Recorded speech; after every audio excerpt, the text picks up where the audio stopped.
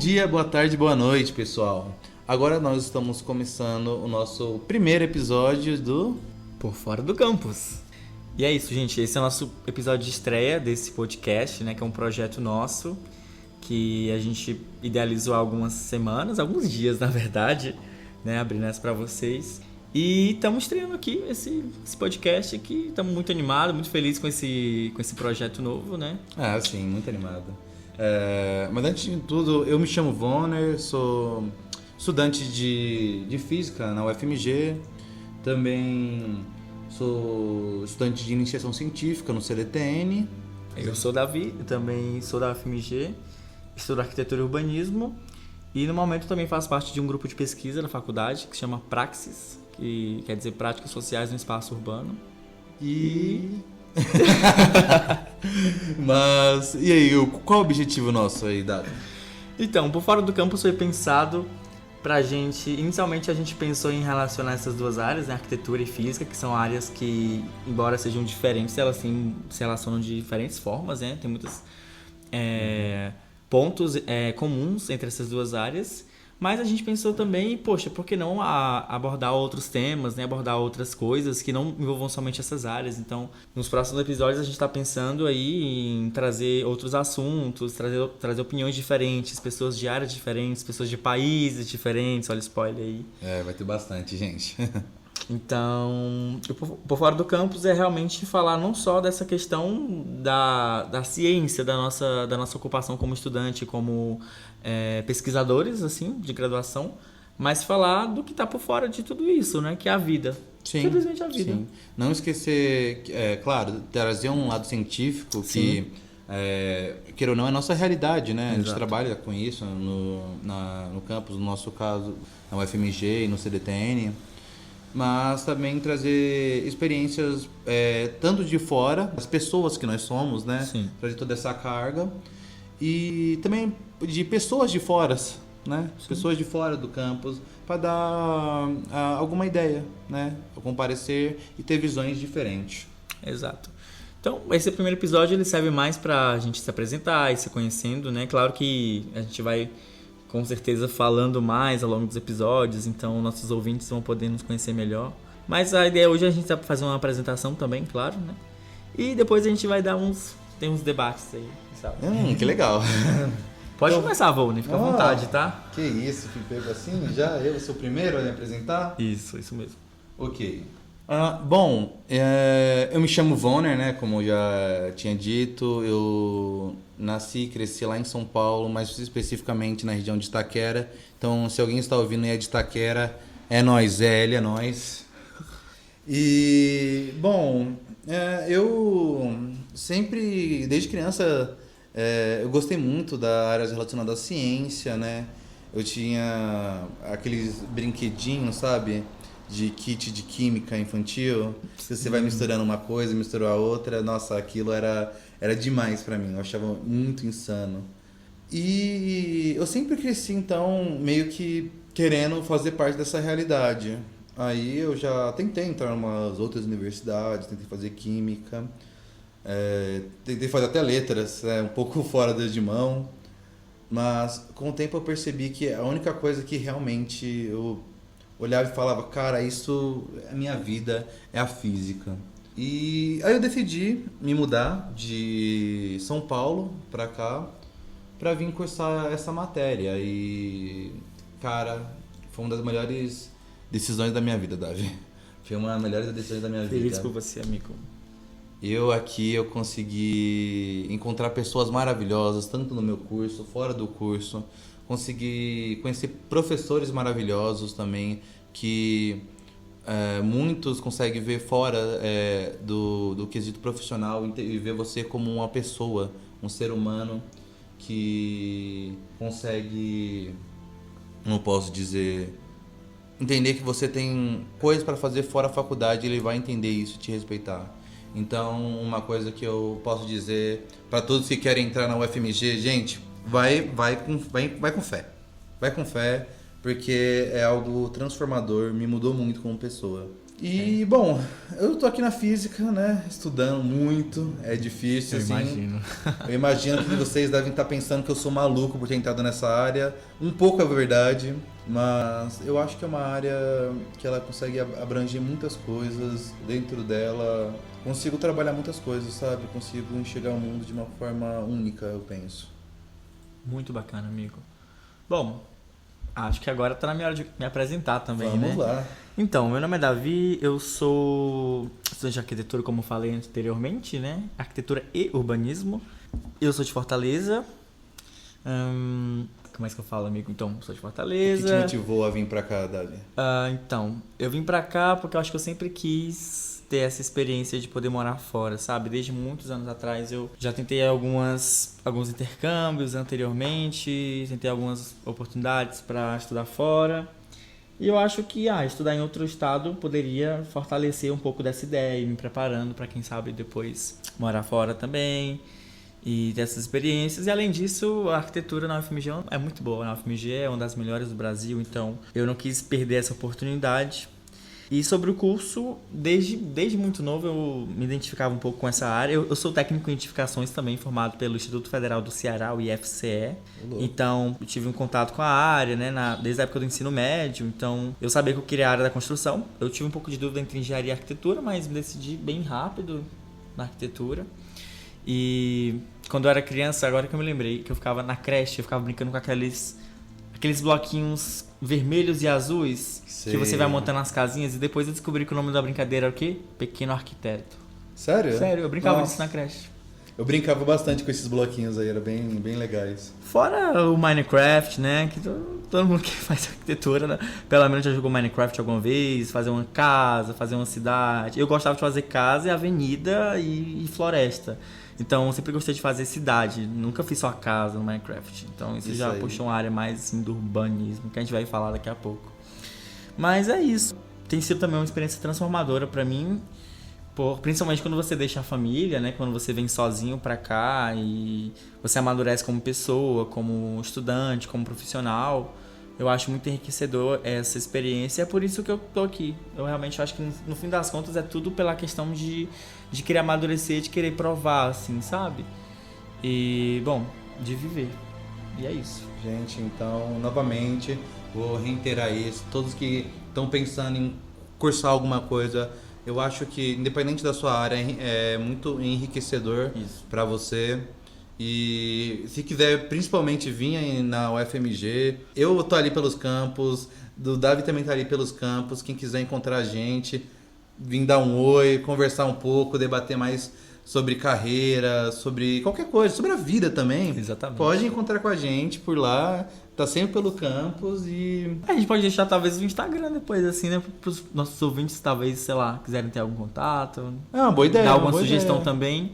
A gente vai vendo isso. E, gente, esse é o primeiro episódio. A gente tá na construção desse projeto. Exatamente. Davi, então você falou que você faz arquitetura e urbanismo, não é? Exatamente, amigo. Então vamos descobrir um pouco mais sobre o que é esse curso. Porque a gente também aqui queremos ter um caráter científico, né? Exatamente. Informar, não só dizer quem é a gente. Nos diga aí, o que é arquitetura e urbanismo?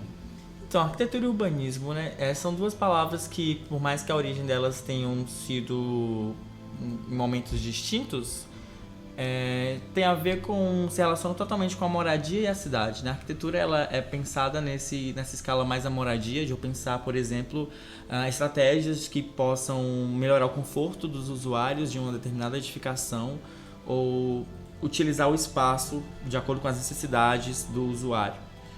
Então é uma escala um pouco mais interna, digamos assim. Já o urbanismo ele pensa numa escala mais da cidade. Por exemplo, qual o impacto que determinado edifício vai ter numa cidade, sabe? É importante pensar em um espaço, mas também pensar o território, onde ele está inserido, sabe? Pensar uma edificação, uma construção, mas pensar no seu redor, sabe? Então essa é a questão. O urbanismo ele tem uma escala de cidade também. E também uma questão mais voltada também para uma pauta mais ambiental também, sabe? Porque o urbanismo leva em consideração não só o que é modificado pelo homem, mas aquilo que existe de natural. Então o urbanismo existe, e é uma ciência, existe aí para a gente poder ter esse controle, assim. Que legal. E esse equilíbrio, né? E como que surgiu o estudo da arquitetura e do urbanismo? Então, nesse contexto, né, embora os dois a gente não separa, assim, aqui no Brasil o curso, né, arquitetura e urbanismo, eles não são separados, porque, poxa, eu não posso pensar no espaço sem antes pensar em o que pode afetar ele, que no caso a construção, e vice-versa. Então, eles não são separados, mas quando a gente vai para essa parte de como surgiu, a gente separa eles, porque a arquitetura, ela é, assim, pré-histórica. A arquitetura é algo que surgiu, assim, um pouco depois do surgimento da humanidade, assim. Então, a humanidade vai tentando sobreviver, as suas necessidades estão... É aí que as estratégias de sobrevivência em relação à moradia, à proteção, à fixação dos povos, é aí que surge a arquitetura. Então, desde muito tempo atrás, o Egito Antigo, né? Tem exemplos de arquitetura pré-histórica, o Stonehenge, né? Era uma estrutura ali. Então, surgiu desde muito antes a arquitetura, e o estudo a gente tem datado como mais antigo, assim, um cara chamado Vitrúvio, Marco Vitrúvio, que era um arquiteto da época greco-romana, então viveu no século I a.C., e a gente tem ele escreveu e deixou como legado até hoje, a gente tem acesso a isso, né? O Tratado de Vitrúvio, assim, o Tratado de Arquitetura, que consiste em 3 princípios fundamentais, que é firmitas, venustas e utilitas, né? Firmitas tem a ver com a firmeza, ou seja, a estrutura. Então, uma arquitetura, uma edificação, ela precisa ser firme, precisa suportar aquilo, as necessidades. Utilitas, ela precisa ser útil. Então, a arquitetura, ela também tem um caráter de utilidade. Por isso que eu falei da questão da sobrevivência, né, das necessidades dos povos. E venustas tem a ver com Vênus. Então, tem a ver com um caráter mais estético, né?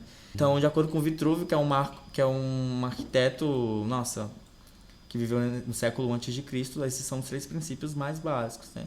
Já o conceito de urbanismo não, ele já um pouco mais, digamos que recente, porque ele surgiu no final do século XIX, né? Ou seja, com a Revolução Industrial, a cidade foi modificada. Pensa, eram todas vilas, eram ali vilas, surgiram as indústrias, então sofreram modificações, né? O espaço sofreu modificação das cidades.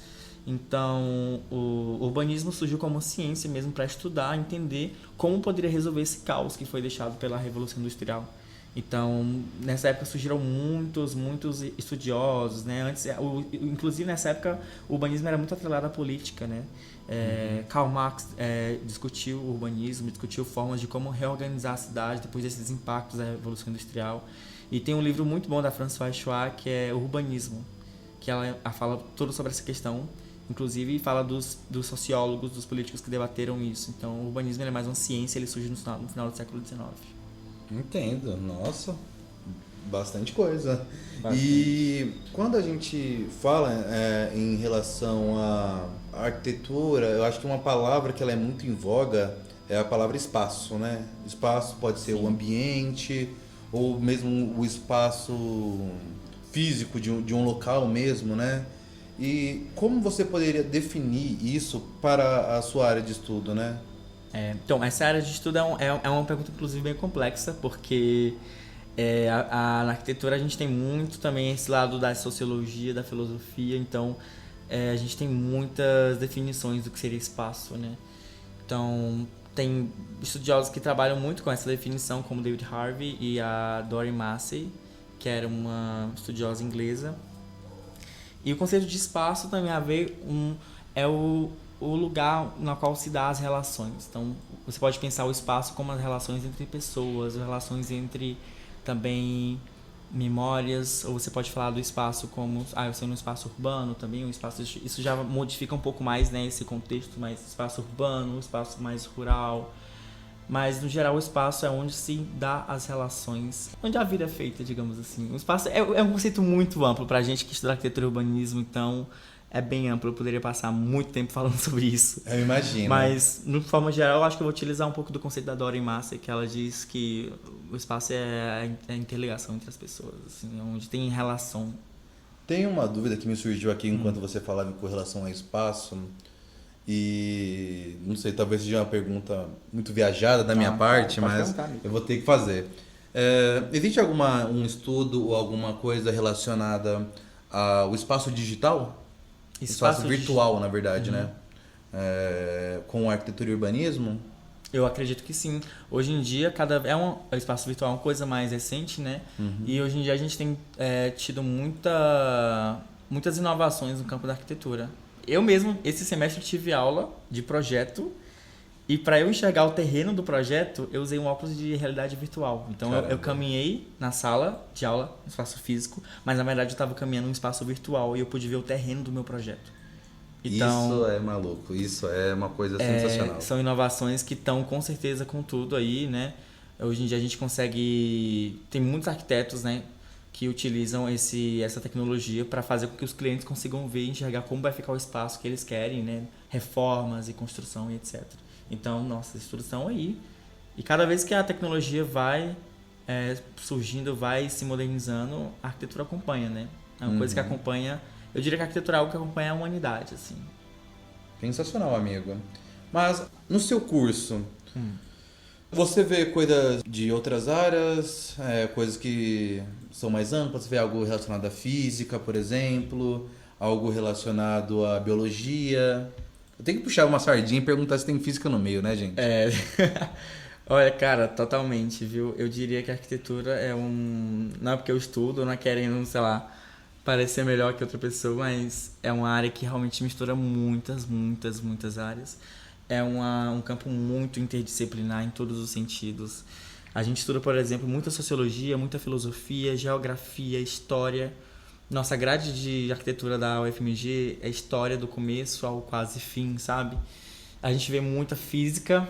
Olha, amigo, tem física para os que gostam, para os que não gostam. Eu senti uma pontada na minha área, não sei se eu fiquei tão feliz. Então, tem física, né, são as matérias mais da engenharia, a gente tem estruturas, a gente precisa saber estrutura, pelo menos o mínimo, o básico, para na hora que a gente for discutir com o engenheiro, a gente, não, isso aqui eu sei, eu posso fazer essa casa sem ter um pilar no meio da sala.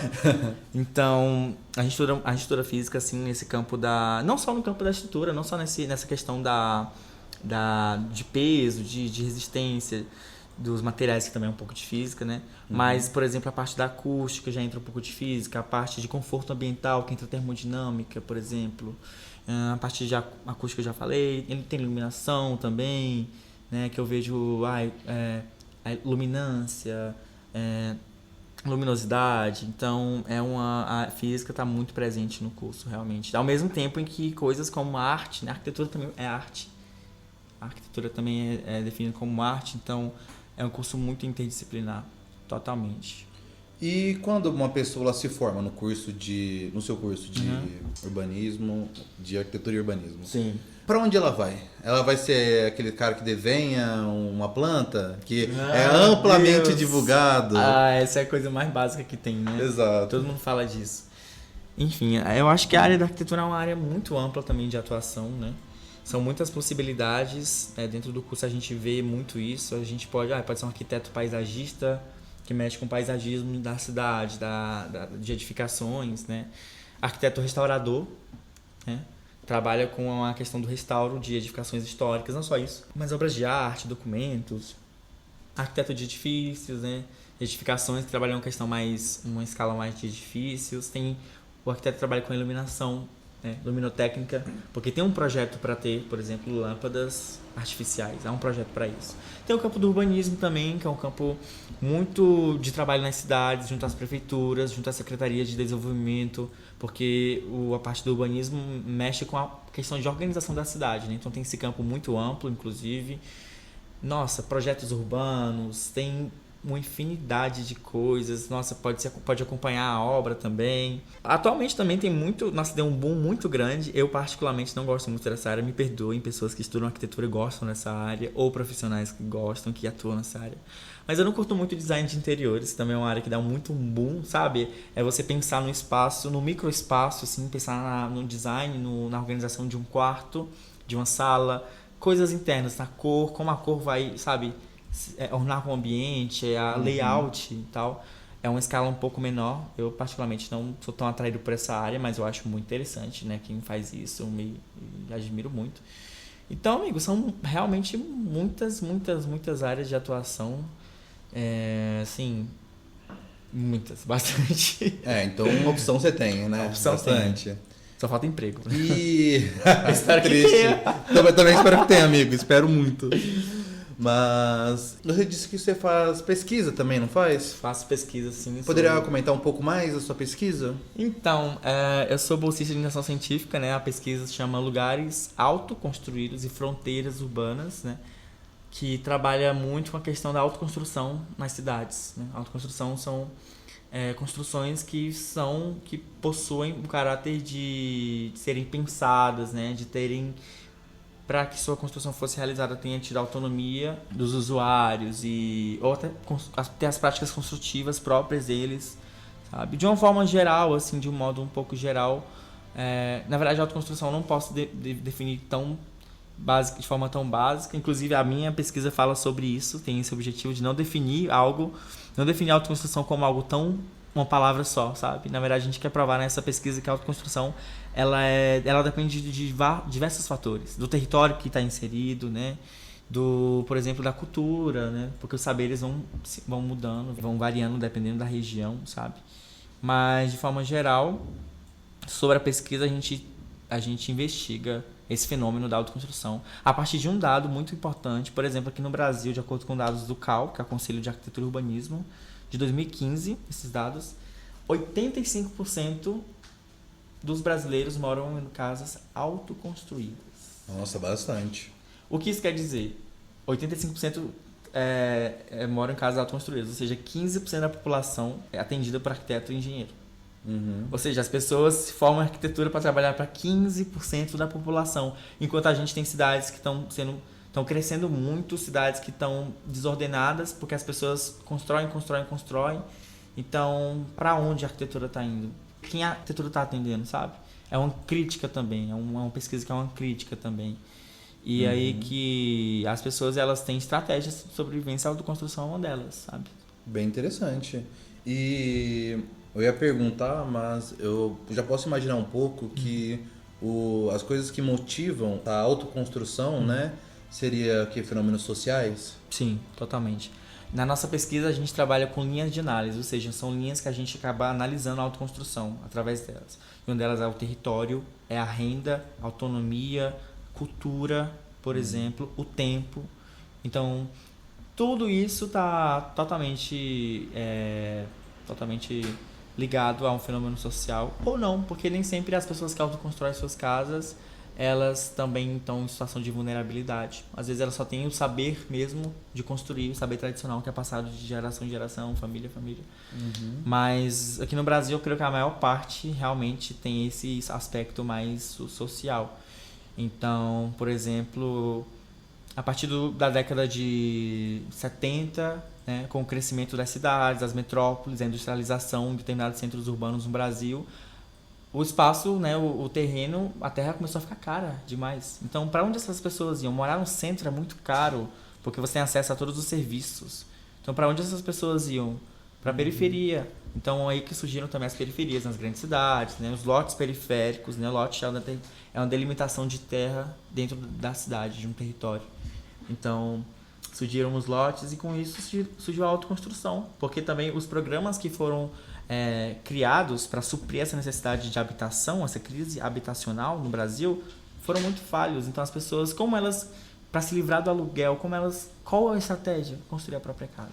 Entendo. E o que acontece é que às vezes essas casas não são tão bem, não tem tanta às vezes, né, não tem tanta essa questão técnica resolvida, mas muitos têm essa estratégias muito bem pensadas e formas realmente de construir isso apesar da situação, sabe? Então, acredito que, como você disse, é uma forma de sobrevivência, né?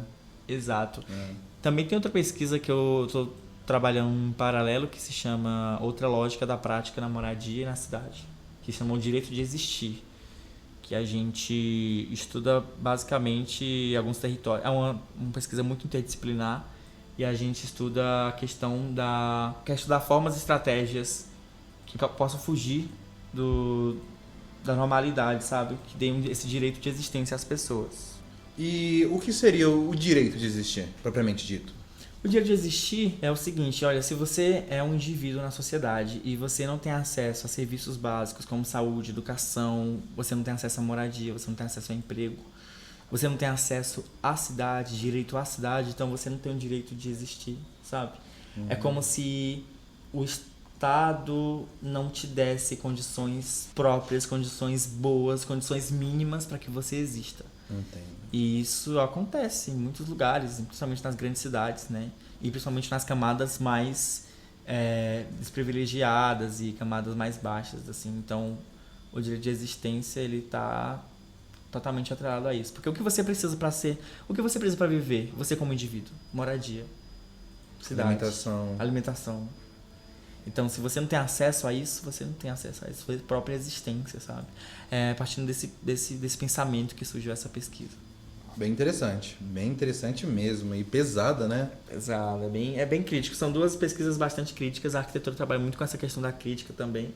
Eu, particularmente, né, não querendo criticar ninguém, mas eu pretendo seguir na área do profissionalmente, eu pretendo muito seguir um pouco nesse contexto, assim, sabe? Eu não quero muito trabalhar fazendo casa para rico. Não, eu acho não me vejo muito nisso. Muito belo. Que fazer casa para rico, eu não sei, né? Quem sou eu? Não julgo quem faz, tá, Quem ficar gente? julgando quem faz casa para rico. Às vezes o cara simplesmente quer fazer casa para rico, ganhar muito dinheiro e tá certo. Tá certo. Mas quem sou eu para julgar? Então, mas eu acho que eu falei muito já falei demais sobre a minha área, tô até esgotado aqui. Habla mesmo, amigo. Habla mesmo, tá? Mas e sobre a física, Volney? O que Bom, você tem a considerar sobre sua área de estudo, assim? cara, a física é uma coisa muito ampla. Eu gosto de dizer que física é tudo e eu consigo chegar... Se eu for investigar mais a fundo qualquer coisa, eu sempre vou chegar em um conceito natural, né? E é justamente isso é o objeto de estudo da física, né? A gente investiga fenômenos e estruturas mais fundamentais da natureza, procurando sempre uma descrição e uma compreensão dela. Um grande exemplo é olhar para os astros, né? Ver a movimentação dele e tentar descrever, né? Entender como, sei lá, o Júpiter, por exemplo, está se movendo no céu, entender porque algumas estrelas elas são um pouco diferentes das outras, umas são avermelhadas, outras azuladas. Por que disso tudo? E para isso a gente utiliza alguns métodos, né, para tentar de forma mais concreta entender aquele fenômeno que está acontecendo. E bom, não só para coisas tão grandes e distantes que nem os astros, né? A física, ela tá em todo o nosso dia a dia. Ela tá desde do movimento dos nossos corpos, sabe? Quando a gente acorda, a gente tem um mecanismo do nosso corpo no nosso dia a dia, quando a gente anda. A gente tem os átomos que nos compõem tudo ao nosso redor. Os materiais ao nosso redor. Então, por isso que eu gosto de dizer que física é realmente tudo. Tudo. Nossa, muito bacana. Eu realmente não tinha parado para pensar tanto que a física ela é muito... totalmente ligada à natureza, de fato, né? E você me pegou muito nessa parte de olhar pro céu e ver a movimentação das coisas, porque é uma coisa que eu, cara, adoro muito. Eu realmente... sou muito fã de astronomia, eu acho incrível demais. E gosto muito de observar, eu sou doido que fica observando o céu assim no meio do nada, quer tirar uma foto, quer ver, ai meu Deus, essa lua aqui, esse planeta é tal, usa aqueles aplicativos de ver quais estrelas estão no céu agora, quais planetas, eu sou esse doido, então eu gosto muito. Mas assim, tendo em vista essa amplitude assim, do curso, vocês estudam realmente tudo isso, assim? Como é a grade de vocês? Olha que é uma boa pergunta. Tudo isso, deixa eu pensar. Olha, eu acho que no curso da física, pelo menos com a grade curricular da UFMG que eu tenho, a gente tem algumas coisas que a gente pode ser definido como base para uma física mais geral. A base que a gente acredita que todo físico tem que ter são uma coisa que alguns autores chamam de grandes áreas da física, que basicamente é a mecânica, né? Tanto a mecânica clássica, newtoniana, lagrangiana, hamiltoniana, como a termodinâmica, a ondulatória, o eletromagnetismo, é claro, né? E o que mais faltou? Ótica e física moderna. Física moderna, né? Que a gente vê um pouco de relatividade, a gente vê quântica. E a gente acredita que essa é a base. Tem algumas outras coisas que eu olho e falo, graças a Deus que tem, porque enriquece muito mais nosso curso, que é uma parte relacionada à história, também é obrigatória pra gente. A gente tem uma matéria, logo no começo, no segundo período, chamada Evolução das Ideias da Física. E lá a gente vê, tipo, desde o surgimento da física, como o homem, desde sempre, a gente olhou para a natureza, descobriu padrões, modelos, e com ele a gente conseguiu entender o funcionamento da época do ano e das estações, né, para agrícola que tinha. Isso a gente vê indícios disso desde a época da Babilônia, desde a época do Egito Antigo. Então é uma coisa que ela vai se transformando, a linha que as pessoas olhavam a natureza, e depois passou na Grécia uma discussão muito grande a respeito dos atomistas, né? Não vou lembrar agora, gente, já passei muito tempo a respeito disso, mas eles acreditavam que a matéria era indivisível, né? Uma coisa que a gente também já viu bastante no ensino médio. Existem os filósofos atomistas. Isso é até uma coisa interessante, né? Que antigamente quem fazia o estudo da física, ela não era separada, não existia a matéria física propriamente dito. Ela era misturada com a filosofia, né? Era uma coisa só que as pessoas meio que extrapolavam o conhecimento e buscavam maneiras realmente comprovar aquilo, né? Alguns testes mentais. Não é nem à toa que um dos livros mais famosos da física se chama Princípios Matemáticos da Filosofia Natural, que é o livro que Newton ele descreve o funcionamento da gravitação. Inclusive é um livro maravilhoso. Comprei esse ano, graças a Deus, comprei esse ano esse livro para mim e é a minha nova Bíblia. E, bom, a gente vê essa área, por exemplo, da história da física. A gente tem matérias opcionais de física médica, temos matérias opcionais de física matemática, que a gente pode ir ramificando para os mais diversos linhas de pesquisa que a gente quer realizar. Que bom que você falou de ramificação, porque eu ia justamente perguntar quais são os ramos de atuação do físico, sabe? Assim, na minha cabeça um pouco, que não entendo tanto, que não sei muito, eu vejo o físico mais como... Eu penso que existem muitas áreas de atuação, e quais são elas? Porque na minha cabeça eu vejo o físico como um pesquisador, mas não sei quais são os ramos realmente que ele pesquisa, e o físico como um professor, que é o professor de física, mas eu sei que tem muito mais atuações. Quais seriam elas? Ah, com certeza, com certeza. Eu acho que todo curso, na verdade, né, você tem 3 opções. Ou você vai para a área acadêmica e você vai fazer pesquisa, ou você geralmente vai para a área de licenciatura e você começa a dar aula, lecionar no ensino médio, ensino particular. Ou então você ir para a indústria, né? Existe a mesma coisa na física. Você consegue ir atuar na indústria em diversas áreas. Por exemplo, na física a gente tem muita programação. E, particular entre nós, com todo respeito a todas as outras áreas, mas físicos programam bem demais. Então, tem muitos bancos que contratam físico para fazer tema de defesas. Existe muito trabalho para físico e para químico na área da indústria petrolífera, eu acho que é assim que se fala. Inclusive o próprio Sérgio Sacani, né? Mas ele trabalhou na indústria petrolífera. Tem tanto na indústria da aeronáutica, tipo, tudo que um engenheiro pode trabalhar, um físico também pode trabalhar. É claro que às vezes tem suas especificações em que é mais vantajoso contratar um engenheiro, até mesmo um arquiteto. Tem algumas áreas, né, que um físico pode trabalhar. Algumas áreas também sociais. O físico pode trabalhar, por exemplo, tem uma linha de pesquisa que é realizada por um professor lá na UFMG, que ele trabalha com teoria dos jogos. O que seria isso, né? Teoria dos jogos, ela basicamente estuda a tomada de decisão que uma pessoa faz em um jogo, sendo um jogo para ele qualquer coisa que ele tem que tomar uma decisão. Aí, se eu não me engano, esse professor está trabalhando a influência das mídias, né? E mídia sendo WhatsApp também, incluindo tudo isso, incluindo Telegram, Instagram. As eleições que tiveram em 2018, se eu não me engano. E Não sabia disso. Pra mim é uma novidade muito grande. Teoria dos jogos que fala na física. exatamente, exatamente. E isso é uma coisa muito incrível.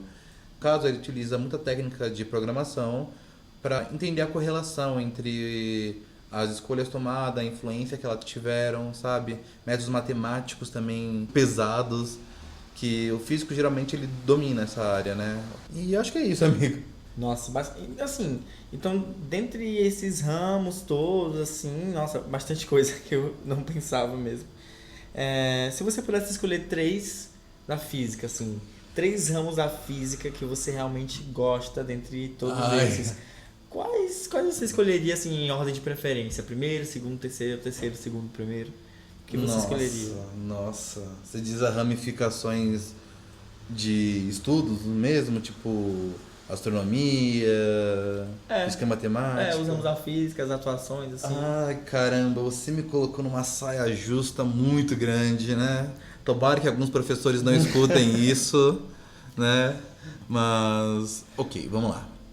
Eu acho que aqui pela experiência, né? Ainda não terminei meu curso, ainda acredito que tem muita coisa ainda que eu possa ver, novas experiências. Isso pode mudar a qualquer momento. Mas olhando para o Vonner de agora, eu acredito que em primeiro lugar vai ser a quântica, porque, né, a quântica é que está aí na boca de todo mundo já viu alguma coisa, já viu falar sobre o gato de Schrödinger, né, tá muito em voga na cultura pop. Eu acho muito maravilhoso o estudo dela, os efeitos, que muitas vezes eles são muito contraintuitivos. Eu acho muito legal. E mesmo assim, vale a pena ressaltar que mesmo eles sendo muito contraintuitivos, malucos, a gente faz os cálculos, né? Que a nossa ferramenta de trabalho é a matemática. Não falando que matemática é uma ferramenta, longe disso. Não entro nessa briga, por favor. Matemáticos, me perdoem. Eu errei, fui moleque. Mas a gente utiliza bastante com a matemática como uma ferramenta. É isso que eu queria dizer. E a gente faz os cálculos e funciona. A gente analisa aquilo e funciona. Isso vale relembrar sempre. Em segundo, eletromagnetismo. Eletromagnetismo. Inclusive, você tem bastante a parte do eletromagnetismo. Mas quando eu fiz, eu achei uma coisa incrível, cara. Quando eu fiz essa matéria. Ela é muito difícil. Muito difícil. Imagino. Muito difícil mesmo. Mas eu fazia os cálculos de fluxo de campo magnético, eu ficava, nossa, cara, isso é incrível. Eu consigo entender a lógica por trás de tudo aquilo. Eu achava fascinante o estudo de spins, estudo de a propriedade magnética associada a cada partícula também. É claro, isso vai entrar um pouco de quântica, né? Mas muitas vezes essas áreas conversam entre si e eu achava assim muito legal, muito maluco. E talvez em último lugar, não menos importante, eu acho que o mais clássico de todos, a mecânica. E especialmente a mecânica lagrangiana, eu acho bela. Tô tendo essa matéria agora, Mecânica 2, Rashid. Lagrangiana? Isso mesmo. Que diabo é isso? Mecânica lagrangiana, putz, é um pouco difícil de... Antes de falar, Rashid, tamo junto, é nóis, professor. A mecânica lagrangiana, basicamente, ela é um estudo mecânico em que você, principalmente, está analisando as energias que estão envolvidas naquele movimento, né? Então, por exemplo, você tem um pêndulo se mexendo. Você pensa qual energia ele está tendo. Ele está tendo a energia potencial e a energia cinética do movimento. E através de cada correlação dela, você conseguir a equação que representa um movimento, só trabalhando com a energia e com algumas correlações de invariante. O que seria isso, invariante? Basicamente, ela é um estudo de eficiência da conta. Na verdade, não necessariamente eficiência, só que quando você utiliza o princípio de Hamilton, que você fala que a natureza ela vai atuar prezando o mínimo esforço, você vai falar que aquela conta ela vai ser a mais eficiente possível da natureza, né? Ela vai querer sempre ter o mínimo esforço para conseguir realizar aquilo. É como se você pensar numa reta, né? Você pode em 2 pontos, perdão. Entre 2 pontos você pode ter vários caminhos, né? Mas vai ter um que vai ser o menor caminho entre eles, que é uma reta. Funcionaria mais ou menos como isso, esse estudo do invariante. Entre diversas contas que você pode ter, a natureza vai querer priorizar a que vai ter menor energia. Deu pra entender, então. Não, bem complicado, mas bem interessante também. Então, em terceiro lugar seria a mecânica lagrangiana. Ou, como eu disse, mecânica em geral, mas especialmente a lagrangiana, que apesar de não ter ido tão bem na prova que eu tive, pelo menos não como eu queria, não, eu não fui bem não. Mas eu me apaixonei, eu achei fantástica e é uma coisa que eu quero utilizar muito ainda na minha vida acadêmica e imagino que eu vou utilizar muito ainda. Tem uma dúvida que eu tenho assim, que é o seguinte, Pode perguntar. Se eu souber responder, eu respondo. A física realmente ela estuda esses fenômenos da natureza, né? E aí que, poxa, eu acho que desde muito tempo que povos antigos e estudiosos, né, tem essa observação da natureza. O próprio Einstein descobriu a teoria da relatividade, me corrija se eu estiver errado, quando caiu uma maçã? Não, eu confundi. Nossa, o pessoal tá me achando burro agora. Relatividade tem inclusive ele utilizou até observação em alguns pontos do mundo para comprovar a teoria da relatividade através de um eclipse solar. É isso mesmo. Isso inclusive mesmo. Sobral, no Ceará, é um dos pontos que foram observados no Brasil, tá? Isso então, mesmo, alô, gente. galera de Sobral. Eu confundi um pouco.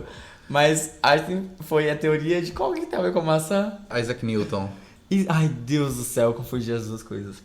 Ok, então Isaac Newton comprovou pela queda de uma maçã que tem todo um campo, tem uma influência da gravidade, existe uma entidade chamada gravidade no estudo da física. Ele comprovou isso através da queda de uma maçã, simplesmente. Então, mas assim, eu tô falando disso porque realmente é algo que já é da natureza, é de muito tempo que as pessoas observam, mas a partir de quando realmente a física se tornou, poxa, isso é um estudo, isso é uma ciência, vamos ensinar. Quando ela se tornou um estudo? Se tornou uma ciência? Ok. Primeiramente, eu acho que uma coisa que vale comentar, isso que a maçã caiu na cabeça de Isaac Newton enquanto ele descansava e assim ele teve um estalo e descobriu a gravidade, na verdade isso é meio que uma lenda. Mentira. Isso é uma lenda. Me ensinaram errado então. Isso é uma fake news que chegou no Zap Zap. Tá. Mas, na verdade, ele usou isso como um exemplo, né? Pra poder dizer, e não foi realmente assim, né? Mas, ok, voltando à pergunta, ela é uma boa pergunta, é uma boa pergunta mesmo. Como eu disse, né? Sim, a gente estuda os fenômenos da natureza há muito tempo. E ele era uma coisa só com a filosofia, né? Não existia uma separação propriamente dita entre a filosofia e a física. É nem à toa que você vai ver grandes filósofos, Tales de Mileto, ele estudava física. Aristóteles estudava física, Platão estudava física. Sim, sim. Que existe algum filósofo famoso, não sei se foi Aristóteles, não sei se foi Platão, ele escreveu alguns livros e os livros dele foi separados, né, em tomos. E cada tomo, até que ele pegou um desse tomo e separou estudo da natureza. Ou em grego, physique. Exatamente. Sério? E a partir dessa linha de raciocínio que surgiu o estudo propriamente da física. E como desde sempre esses estudos foi levado já muito a sério, ela foi adotado como um estudo, eu estou fazendo aspas com o dedo, científico. Eu vou dizer entre aspas agora, porque a gente começa a falar a respeito de ciência, método científico, né? Um tempo depois, né? Eu acho que o primeiro a falar sobre método científico foi René Descartes. Entendi. Então, realmente estudar física, ele bem de muito antes, né? Assim, algo, nossa, muito, muito tempo atrás. E eu não sabia, pra mim, aquilo que eu te falei essas histórias que eu te contei, né? Do Isaac Newton e tal. Eu não sabia de fato que era um fake news do Zap Zap, então... Vou te falar, né? Que bom estar me informando com uma pessoa realmente propícia pra isso, né? Nosso querido amigo, estudante de física, Wallner. Então... Wallner. Desculpa, aí você me quebrou. Já me chamaram de Wagner, já me chamaram de muitas coisas, mas Wallner é difícil. Mas assim, você também, assim como eu, é pesquisador, né? Você faz parte do CDTN, que é o Centro de Tecnologia Centro de Desenvolvimento de Tecnologia Nuclear. Isso mesmo, no UFMG, que é uma coisa muito foda, diga-se de passagem, né? E me fala o que você estuda. Bom, ok. No trabalho, né, na minha IC, pra mim é um trabalho. Eu vou me referir com trabalho porque eu trabalho pra caralho lá. Desculpa o palavrão. Trabalho pra caramba lá. Mas basicamente eu estudo propriedade de spin tônica em nanomateriais, né? Eu crio nanocristais lá no CDTN e lá eu acabo testando algumas propriedades correlacionadas a esses nanomateriais, né? E sempre uma propriedade voltada à spin tônica. Aliás, spin tônica, né? Spin tônica, ela basicamente são propriedades correlacionadas ao spin, né? São propriedades magnéticas que os materiais propriamente dito vão ter. Ou seja, a matéria feita de átomos e os átomos têm spin. Para definir o spin, gente, é uma coisa difícil, Então, a gente na física, a gente define como propriedade que quando a gente vai dimensionando ela, a gente percebe que ela tem uma unidade, né, de medida correlacionada a momento angular. Só que, não se enganem, spin não gira, spin não tem nada a ver com rotação. É só uma coisa que quando a gente estuda, a gente dimensiona ele, entende que ele vai ter essa unidade de medida correlacionada a isso. Mas o que ele é? Ele é uma propriedade do material que está correlacionada à magnetização do material. E lá eu realizo esse teste, faço algumas curvas, né, de curva de esterese, que é uma curva muito bonitinha, que ela faz um Szinho assim, gente. Eu vou deixar aqui na descrição para você, Vou deixar aqui em algum lugar para vocês. Como é o primeiro episódio, a gente está aprendendo ainda. Sim. Mas a gente vai deixar para você aqui na descrição. E eu faço a análise dessas curvas e eu crio materiais lá, né, com uma técnica chamada MBE, que basicamente eu crio filmes ultrafinos, né, eu quero dizer, tipo, com 5 até 8 camadas. O MBE, né, propriamente dito, ele pega um material, né, uma amostra, ela vai ter uma estrutura cristalina específica. E eu vou crescendo em cima dessa estrutura e ela vai se modificando e tentando copiar um pouco, sabe? Preencher as lacunas envolto do material antigo. E isso vai criando um material que não é um material que a gente vai encontrar na natureza, então ele analogamente não vai ter propriedades das que a gente encontra dele na natureza. Ele vai ter uma propriedade um pouco diferente devido à estrutura mesmo, né? E aí eu faço uma análise bidimensional de curva de esterese, como eu propriamente digo. Entendi. Então, você também estuda muito essa questão da nanotecnologia, digamos assim, também, né? Claro. E qual seria um exemplo, assim, de um fenômeno que ocorre em dispositivo em uma escala nanométrica, assim? Ok, vai. Geralmente, em escala nanométrica, a gente está falando muitas vezes de efeitos quânticos, né? A gente tem muitos efeitos que podem ocorrer. Eu acho que o mais comum que as pessoas vão conseguir entender são difrações, né? Difrações de elétrons, difrações de raio-x. A gente tem, por exemplo, o tubo de raios catódicos que tinha na TV antiga, Sei. sabe? Um feixezinho que batia e tinha toda uma fosforescência, mas ele vai atirando assim na TV e na tela da TV, e um jogo de ímãs vai modificando ele, e quando ele vai acelerando, ele vai ter uma energia com relação a isso que vai interagir com o material fosforescente e fazer com que ele acenda. É por isso que a gente conseguia enxergar a TV. Isso tem muita correlação com o efeito fotoelétrico, né? Que é o efeito que, inclusive, Einstein, ele ganhou o prêmio Nobel por isso, né? Nem foi pela relatividade. Ele ganhou o prêmio Nobel pelo efeito fotoelétrico. E é uma coisa que a gente consegue correlacionar.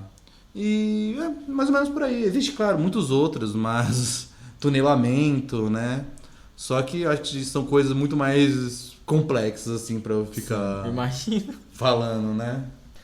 Bom, eu acho que por hoje é só. Você não acha? Exato, eu acho que foi bom, deu pra gente conhecer um pouco mais. Eu espero que vocês tenham gostado, pessoal. Foi uma conversa boa, gostosa. Eu adorei conhecer um pouco mais sobre a sua área. Da sua, que eu nem imaginava que tinha tanta essa relação com a natureza, como esses detalhes bem, bem ricos, assim, de saber, bem interessantes. Sim, eu gostaria também de agradecer muito a alguns amigos que estão ajudando a gente verdade, sim. a fazer esse projeto. Eu gostaria de agradecer ao nosso amigo Chuchu. também conhecido como Juan, que ele está ajudando na confecção do nosso site. Inclusive, Abraço, amigo. Inclusive, estamos gravando na casa dele. Nesse exato momento. Esse exato momento dele e do nosso outro amigo Facundo, que está disponibilizando. Gostaria também de agradecer a nossa amiga Macarena, que nos ajudou também com os equipamentos. Valeu, maninha, você é demais. E em breve vocês vão ver todos eles aí também em um episódio aqui, né? A gente quer com certeza trazer todos eles aqui. Exatamente, spoiler dos próximos episódios, tá? Bom, muito obrigado pra quem tá ouvindo até agora, né? Então, espero que vocês tenham gostado do episódio. Fiquem atentos para as próximas, né? Que a gente não vai parar. A gente tá muito animado com esse projeto novo, né? Também a gente vai deixar em aberto sugestões, né? Pra gente poder com certeza melhorar, ou temas que vocês acham interessante trazer aqui, que possam misturar outras áreas, falar de ciência também. E, inclusive, se você tiver alguma dúvida sobre a minha área, ou até mesmo a área do Davi, pode comentar aí, mandar mesmo mensagem lá. Vamos disponibilizar o nossos Instagrams para vocês. Pode ficar, por favor, comente, fala aí com nós, que a gente quer ouvir vocês também, o que vocês estão achando. E compartilha, galera, compartilha muito. Para outras galeras, outras pessoas da UFMG, outros grupos, outras tribos, pra ajudar a gente, beleza? Beleza, tchau, pessoal. Valeu!